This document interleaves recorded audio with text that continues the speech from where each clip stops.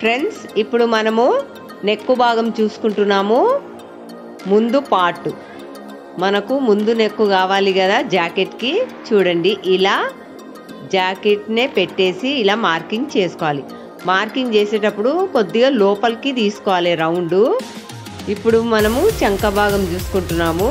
చంక భాగం ఎలా చూపించామో అలానే మీరు మార్కింగ్ వేసుకోండి. మనకు జాకెట్ కొలత కరెక్ట్ వచ్చేస్తుంది. పక్కా కొలతలు ఇవి. మీరు చూసారా ఫ్రెండ్స్, ఇది మనకు షాప్లో కటింగ్. ఇది మీరు చూడండి, మనం ఎలా చూపిస్తున్నామో అలానే వేయండి. మీకు జాకెట్ అనేది పర్ఫెక్ట్గా వచ్చేస్తుంది. ఫ్రెండ్స్, మనకు ఒకవేళ డౌట్ ఉంది అంటే మళ్ళీ ఒకసారి జాకెట్ని ఫోల్డింగ్ చేసి ఇలా చూసుకోండి, మనకు కరెక్ట్ వచ్చిందా సైజు లేదా అని తెలిసిపోతుంది.